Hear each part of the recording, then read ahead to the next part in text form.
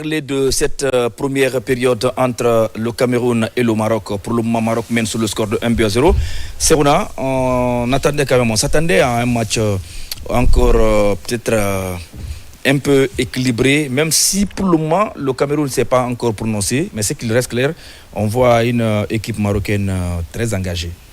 Ah oui, très engagée, disciplinée et un jeu varié. À la différence du Cameroun. Et vous l'avez, et les chiffres du match, à la fin du match, sont, on va dire que les signaux clignotent au vert pour le Maroc, qui est en termes de possession, en termes de tir cadré. Et le Cameroun, c'est 0 tir sur les 90 minutes, donc ça devient, sur les 45 minutes, pardon, ça devient très très très compliqué. Et on le sait que les deux équipes ne sont pas parties sur les mêmes modules. On a vu le Cameroun qui est parti avec un 3-5-2, contrairement au Maroc qui est parti sur le classique, le 4-3-3, si vous voulez, le 4-2.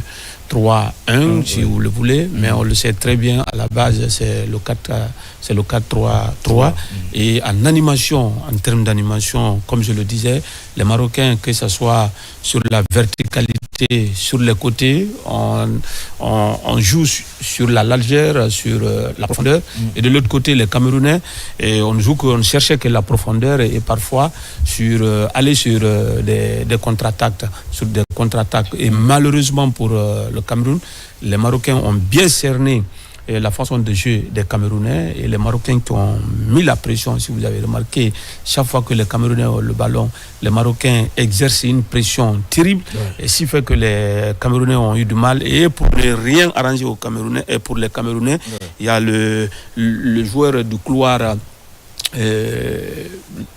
droit, je crois, gauche ou droit, Chamadeu, qui s'est blessé. On sait que c'est l'une des pièces maîtresses de cette équipe. Il s'est blessé à la 20e minute. Il a été remplacé, et 6 minutes plus tard, Brahim Diaz a ouvert le score pour les Marocains, et on le sait bien avant.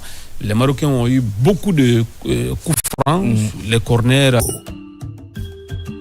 Ici, nous avons transformé l'ambition en action. Grâce à des réformes audacieuses, le Togo est devenu une terre d'accueil privilégiée.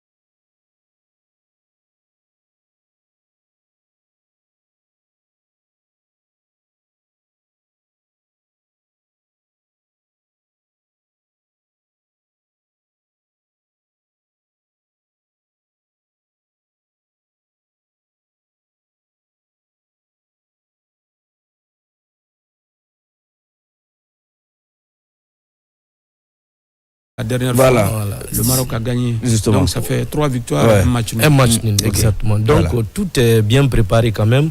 En défaut également de la victoire, ils ont essayé de faire des matchs nuls. Cela leur a permis aujourd'hui d'être là. Et on a vu cette première mi-temps qui a été totalement dominée par les Marocains, avec les deux excentrés, à l'occurrence Saïbari et Brahim Diaz. Ils ont donné quand même ce qu'on appelle les joueurs de calibre mondial.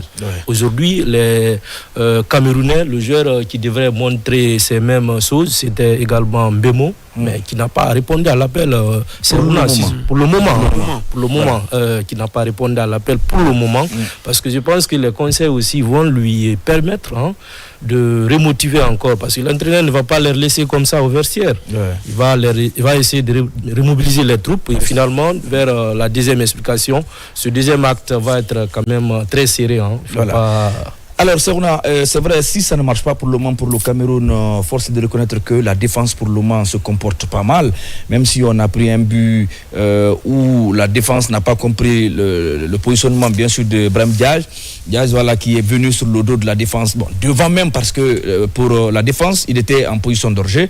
On a vu cette ligne défensive vraiment qui s'est bien comportée pour le moment. Oui, la défense camerounaise se comporte très bien, c'est vrai, mais vous savez, quand vous avez affaire aux attaquants qui vont très vite, Brahim Diaz, vous l'avez vu sur le côté, pour le moment, c'est le maître à jouer de cette équipe du Maroc. Et de l'autre côté, vous avez une défense qui est regroupée autour d'Achraf Hakimi, le meilleur joueur africain de cette année, comme vous le savez. Donc, vous avez côté marocain des joueurs qui sont très techniques et comme vous l'avez dit, vous savez, et comme vous l'avez dit. Maintenant, sur le but marocain, le défenseur Diaz est sur la même ligne que le défenseur, sauf que il anticipe vite. Sur des actions comme ça, il faut pas jouer arrêté. Il était plus en mouvement que le défenseur marocain et il a fait le geste qu'il fallait pour tromper le portier camerounais. Et là, pour les Camerounais, il va falloir que les Camerounais se ressaisissent et ne pas surtout suivre les arbitres. J'ai comme l'impression que le Cameroun, avant même de venir jouer, se disait déjà que non, les arbitres ils ne seront pas pour nous. Donc on s'intéresse beaucoup au corps arbitral, à ces petits détails, et finalement on s'éloigne un tout petit peu de l'objectif.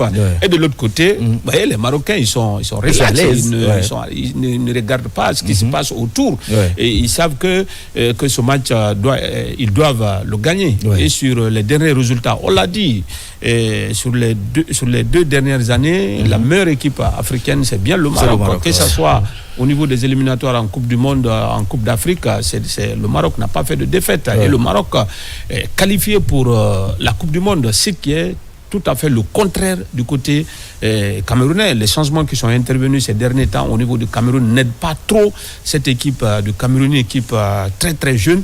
Et on allait vraiment justement la question, c'est qui m'amène à vous poser cette question sur ce plateau.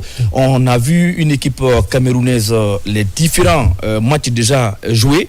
Le Cameroun vraiment a été séduisant, mais ce match contre le Maroc, on a du mal à comprendre vraiment le vrai style de cette équipe camerounaise. Oui, aujourd'hui, les entraîneurs, ils arrivent à faire de ce qu'on appelle séance vidéo.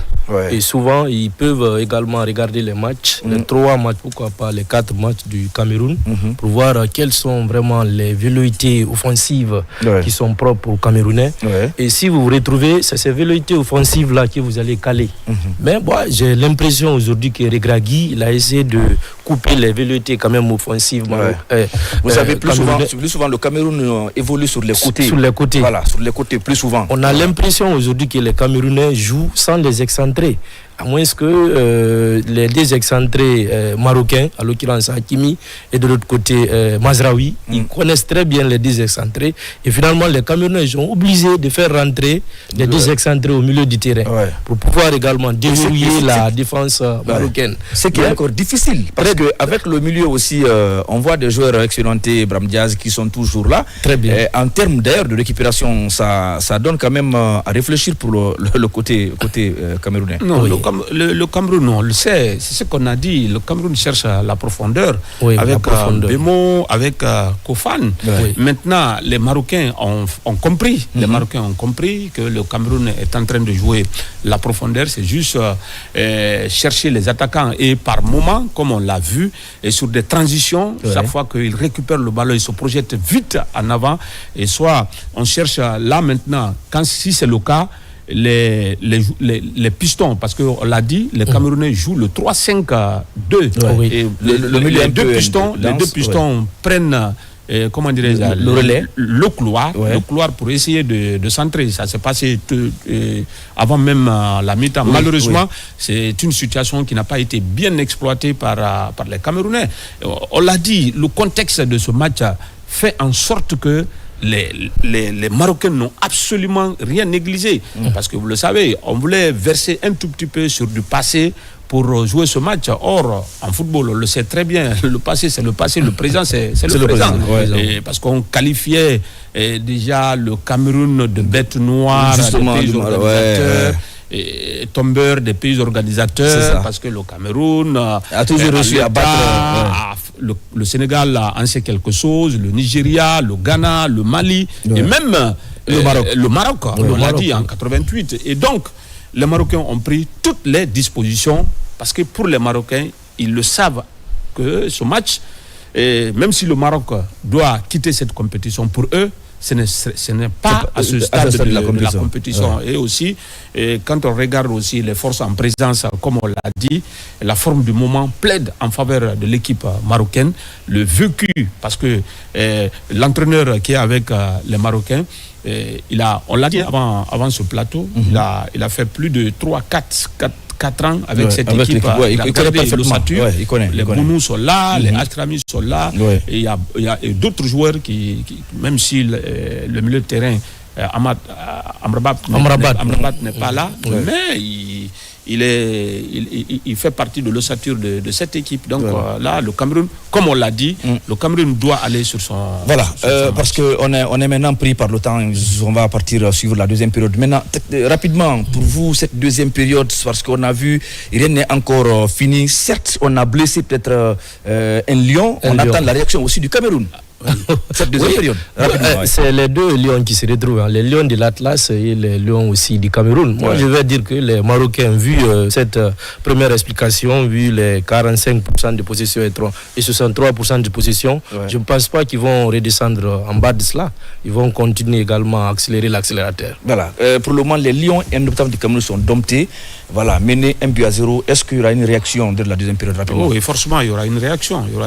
Le Cameroun ne va pas se limiter à cela. Il va falloir, vu la physionomie de la première période, les Camerounais vont se préparer conséquemment pour la seconde période. Voilà, la réaction, on attend tout de suite les 45 dernières minutes, mesdames et messieurs. On va suivre ce match et derrière on se retrouve pour encore débriefer les 90 minutes.